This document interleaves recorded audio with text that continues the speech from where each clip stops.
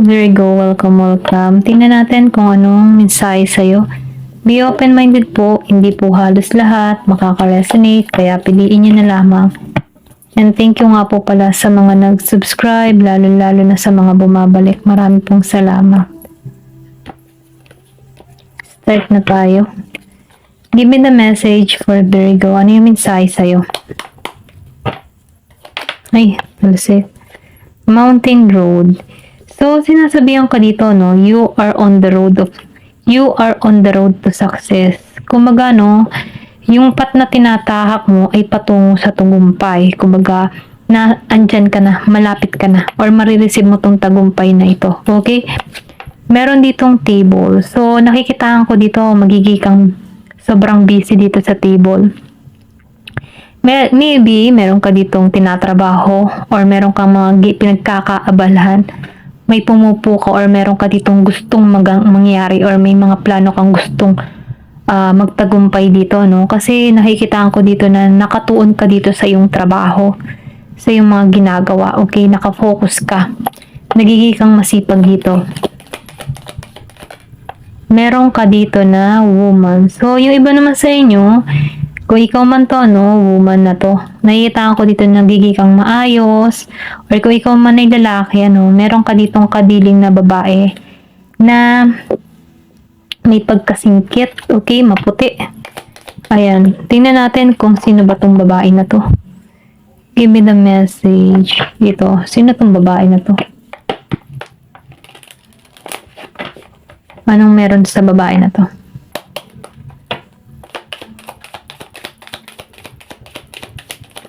Oh, death. Okay, gusto nito magsimula kayo.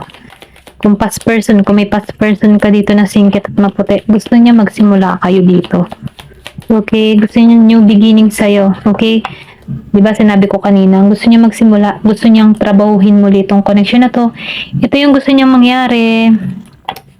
Kumbaga nag-iintay ito, gusto niyang magbunga muli. Kasi itong tao na ito, hindi niya patanggap na wala ka na sa buhay niya. Kung meron ka mang past person ito, babaeng singkit, maputi, yan. Hindi niya tanggap, ayaw niyang tanggapin, okay, na wala ka na. Gusto niya magkaroon kayo ng new beginning dito. Yung iba sa inyo ha, kung meron ka ditong tao na singkit, okay, Knight of Swords, may pagka-agresibo to, no? Ito lang yung nafe-feel ko dito sa babaeng to. May pagka-agresibo to. Gusto nito once na gusto ka, talagang go. Talagang a-action. Ganon yung energy nito. O ayaw niya nang mabagal. Okay? Kung kilala mo to, no, pwede rin sabihin energy mo to. Meron kang iniisip na dito na tao na gusto mo magsimula muli. Gusto mo tong kumilos muli sa'yo. Ganyan. Or pwede rin sabihin hindi mo patanggap. Gusto mong magkaroon kayo ng tagumpay sa connection na to. Okay? Give me more information. Ano pa yung mensahe sa'yo? Meron dito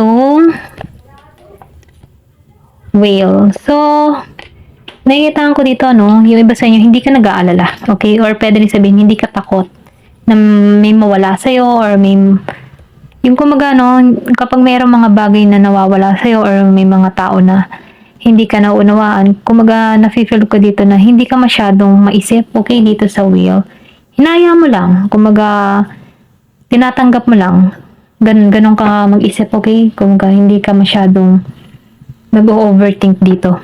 Then dito, no, sa grasshopper, nafe-feel ko dito, alam mo kasi kung paano i-balance yung sarili mo. Ito lang yung nakita ko. Nagiging kang maingat, hindi ka basta-basta, alam mo yung kumikilos ng pabigla-bigla. Yung iba sa inyo ha, hindi halos lahat. Ito lang nakikita ko, balanse ka sa mga nagaganap or sitwasyon na nararanasan mo. Alam mo kung paano siya i-handle.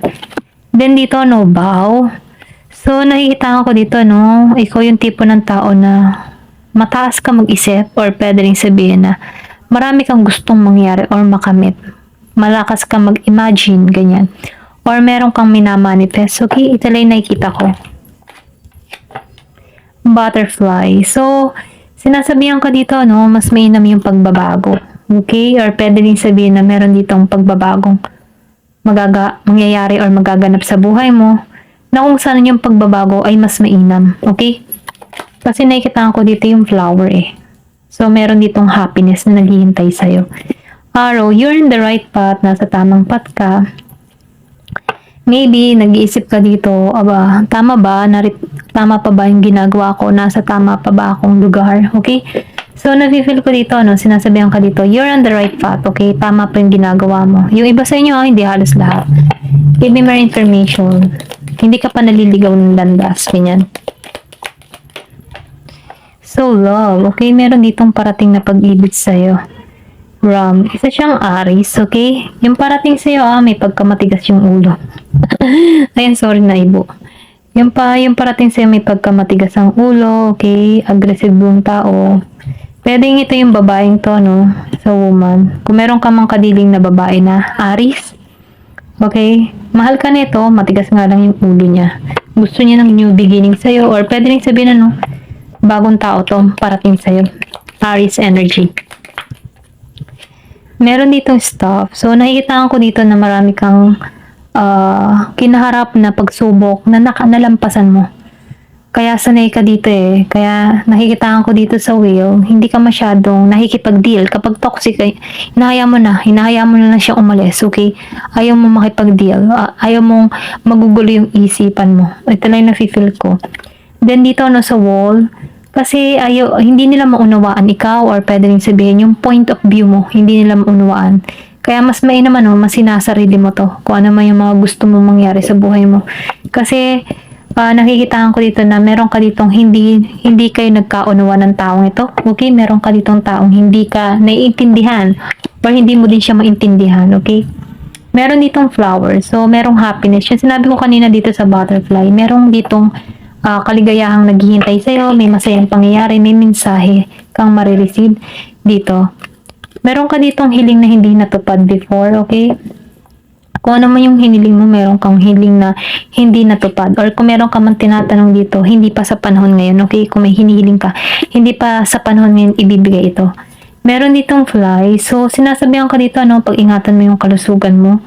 Kung ikaw man ay nagpupuyat, or kung ikaw man ay sobrang nag-iisip dito, or meron kang alalahanin, okay? Meron ka dito, yung iba sa inyo nakakaranas ng depression. So, sinasabihan ka dito, mag-focus kasi yung kalusugan, okay? Kasi meron dito langaw. Next, so nakikita ko dito, meron dito success para sa'yo, okay? Meron dito meron kang kapamilya na sumusuporta sa'yo, yung mga importante para sa'yo. Nandito yung yung pagkakaisa. Okay? Meron ka dito mga mahal sa buhay na sumusuporta sa'yo. Andun yung secure. Kumaga, nafe-feel ko dito na kahit magsabi ka ng mga lihimong secret, yung mga lihim mo sa pamilya mong ito, ay talagang secure at hindi lalabas. Ito lang nakikita ko. Kumbaga, meron kang mga family, friends na totoo sa'yo. Ayan.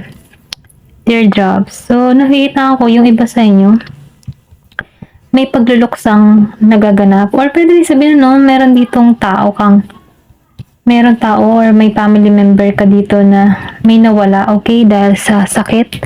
Merong pagluluksa na nararanasan.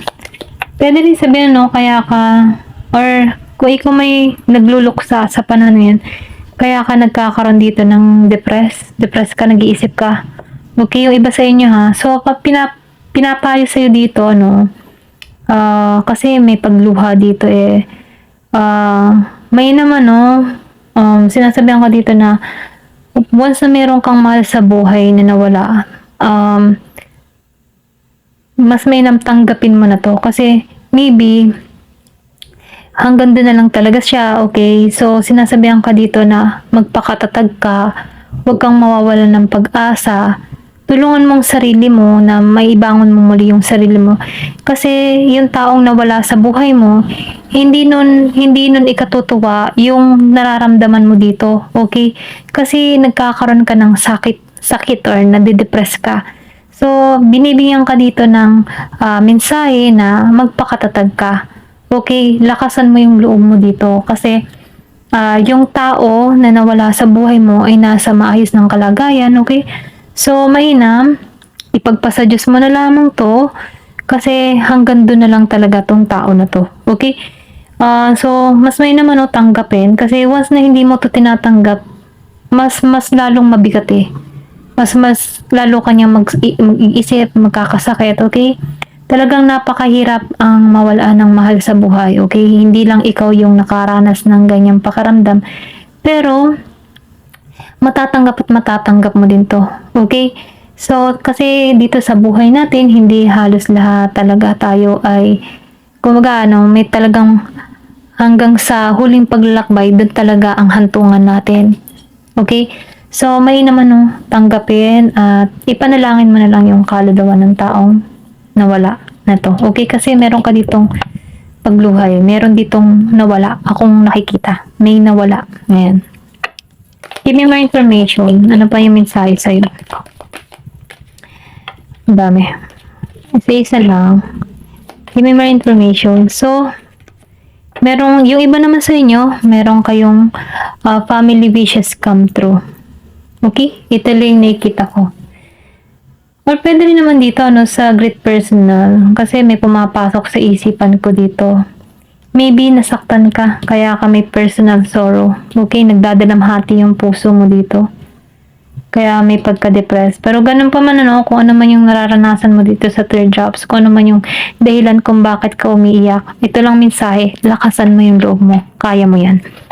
Meron ditong family wishes. So, sinasabihan ka dito na kung ano man yung hiling ng family mo, matutupad to. Okay?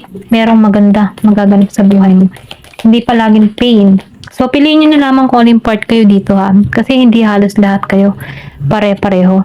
Meron ditong carrot. So, yung iba sa inyo, meron ditong hindi nagtagumpay yung plano, pero ganun pa man, kung hindi ka man nagtagumpay dito sa unang plano mo, huwag ka mag-alala kasi meron ditong oportunidad na parating sa'yo. Maybe, kaya hindi ka nagtagumpay sa planong yan, kasi hindi yan kaloob ni God. Merong ipagkakalob sa'yo na mas maraming oportunidad. Kasi nakikitaan ko dito yung pag-ulan. Uulanin ka ng oportunidad para rito. Okay? So, kung naranasan mo itong mga pain, okay, kaya mo yan. Lakasan mo yung loob mo kasi meron ditong hiling kang matutupad. Kahit marami kang pagsubok na kinaharap dito, patuloy ka sa road to success. Okay? Ito lang yung nakikita ko. Kung makikita mo dito, may mga bangin-bangin dyan. So, marami kang pagsubok na kinaharap. Pero ganun pa man, kahit marami kang pagsubok na kinaharap dito, hanggang dulo, ikaw ay tagumpay. Ayan, hanggang dito na lamang po. Thank you for watching. Love and peace.